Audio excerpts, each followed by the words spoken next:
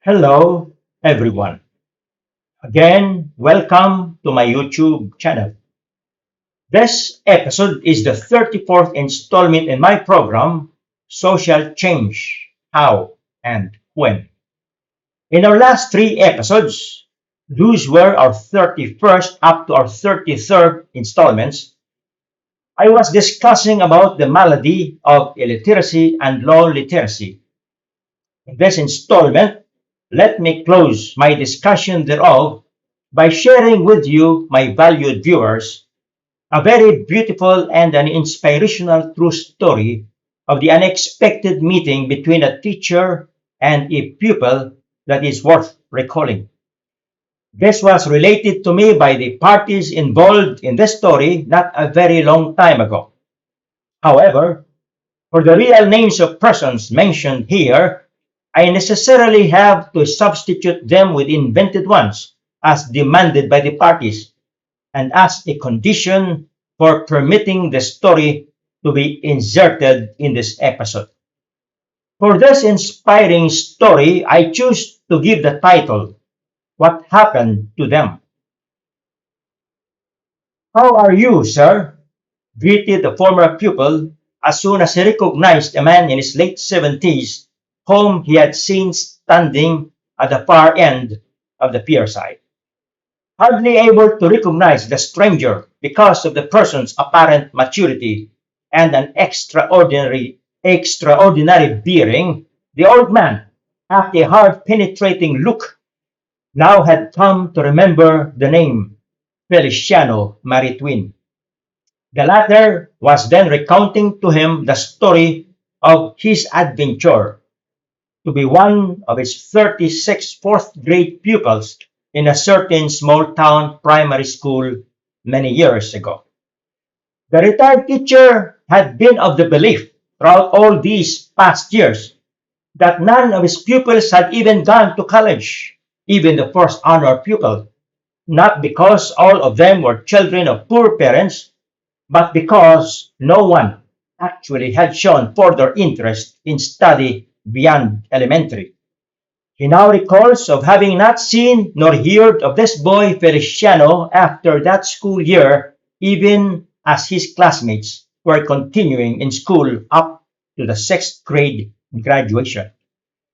While of course the old man found cause to be glad and to be thankful to God for his opportunity of a pleasant reunion with one of his pupils, but he expressed great surprise of how and why Feliciano had come out very successful.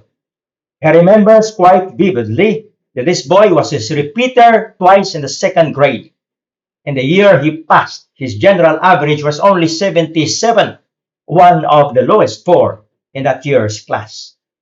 The Feliciano under him, one of five children in a well-to-do farming family, was hard-headed, stubborn, disobedient, and spoiled. The family's youngest, he was the worst of them all boys, each of whom would spend so much money in any out-of-school games they would put their bodies into, even in gambling and other morally destructive pastimes. Rumors circulated in the community that those children were abusive because of their parents' known wealth. Even if they broke or stole something, parents would come in their rescue for the subversion of what was right to altogether deny due compensation to the aggrieved parties, or when still other excuses failed to pay the value of the things damaged or stolen. I'm here on a short balikbayan. Balikbayan means hometown visit, was the naturalized Filipino American's remark, with a smile that was full of assurance and hopes, as he continued to say, since I'd have to report to work after 2 weeks. The satisfied teacher was listening attentively. Then Feliciano went on to say, our department head is retiring, and management of the department necessarily is now my responsibility, and very complicated in control processes with over 1,000 men's behavior and performance to look into. A single error affects almost all the rest, and entire working schedule gets upset. I'm very happy seeing you again, Feliciano, Mr. Villasencio told his newly reacquainted pupil. Then he related the story of an accident which had precipitated his premature retirement 25 years previously. Very sorry, sir, Feliciano said. I don't carry cash beyond expected needs. May I just give you something else? Getting a checkbook out of his portfolio, his mouth saying everything that could be told in answer to his teacher's insistent questioning. By the time Feliciano finished filling out two checks, Mr. Villasencio had already gotten enough information about his former pupil. He was told of how, by accident, an American missionary returning to the States took the young boy Feliciano along with him, and how, through that kind missionary's generosity, the young Feliciano pursued his studies while working as a floor polisher and with determination was able to finish an engineering course in the United States. So Mr. Villasencio has now realized that the person referred to in the published list of successful engineer examinees who had passed the Philippine board exams 11 years before was this man. He was told that as a Filipino, he, Feliciano, took the Philippine licensing test after a short qualifying study at a local university in the Philippines, but he had previously taken and passed the United States Professional Engineering Board examinations. Mr. Villasencio learned that in America, the then troublesome Feliciano had studied diligently, realizing his early mistakes because, in the words of Feliciano himself, all my classmates, luckily for me, were studying hard. His former pupil admitted that determination, which in fact he vowed to follow as early as when he was yet at the age of 8, really moves a person's interest. Feliciano, now a young electronics engineer, had told his former teacher that after having corrected his own ways as a child, it became naturally easy for him to obtain passing grades toward college graduation. Flat A's were then not uncommon on most of his subjects.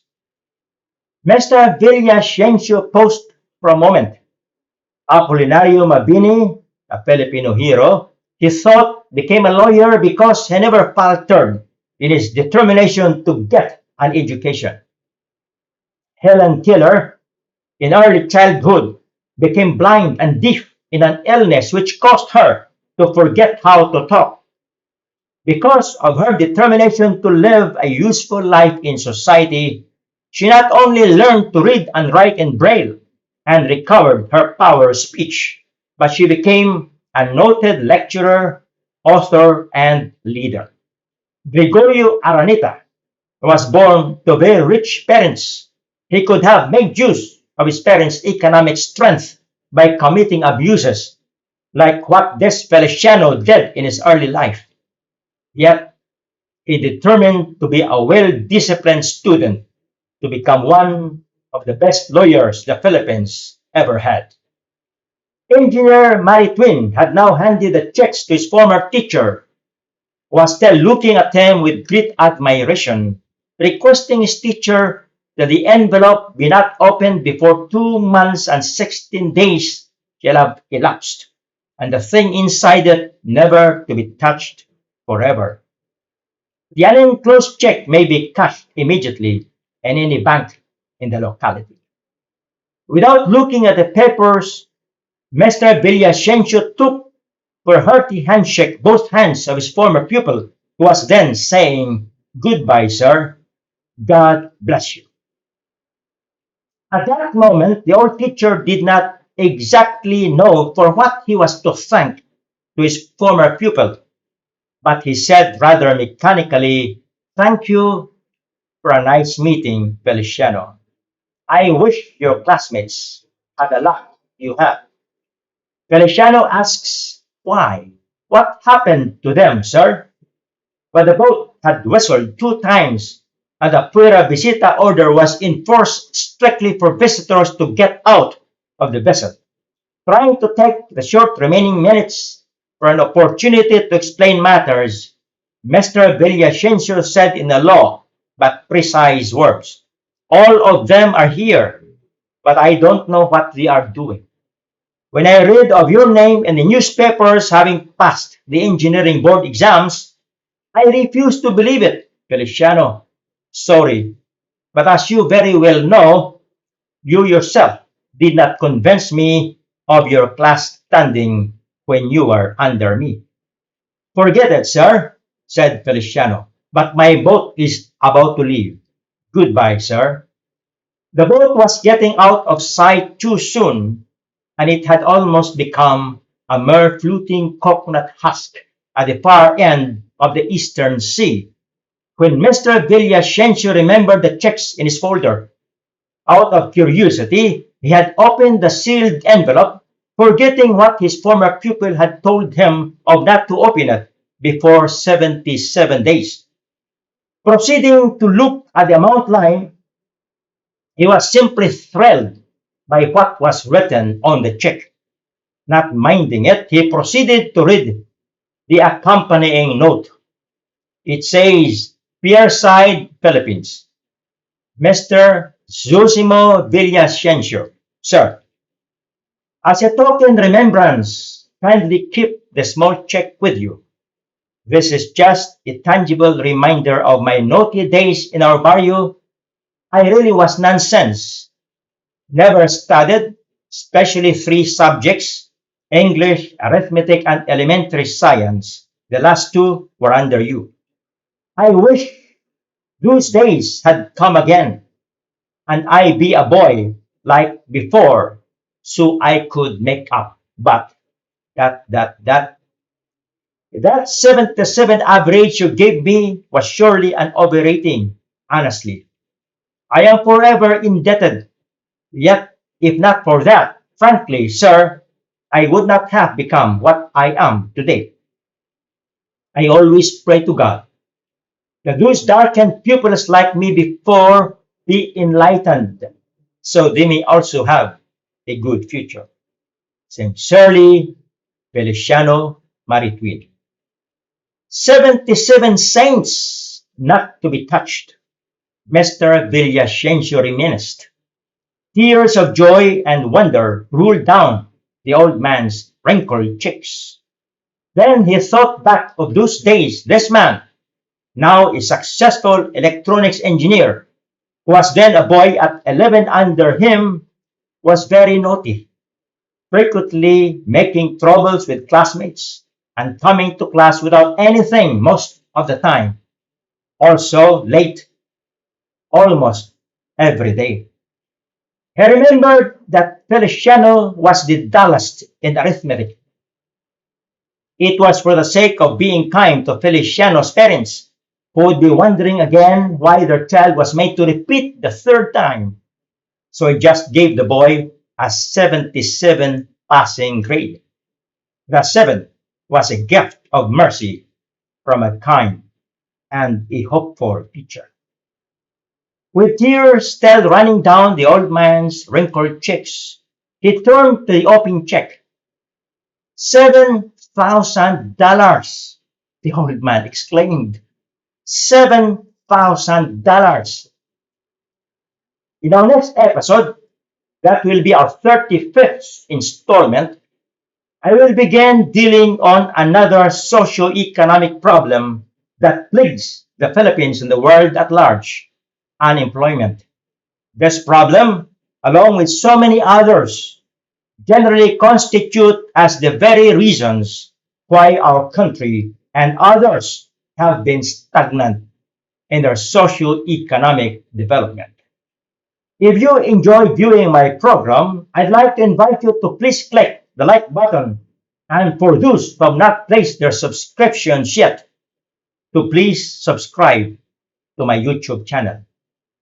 Let me close this 34th episode with these inspiring messages from God's precious word. Proverbs chapter 3 verse 13. Blessed are those who find wisdom, those who gain understanding, for she is more profitable than silver and yields better returns than gold. Here's another one. Proverbs chapter 16 verse 16. How much better to get wisdom than gold, to choose understanding rather than silver. Here's a third one. Proverbs chapter 16 verse 20. Whoever gives heed to instruction prospers, and blessed is the one who trusts in the Lord. Thank you, my friends. Let's meet again in our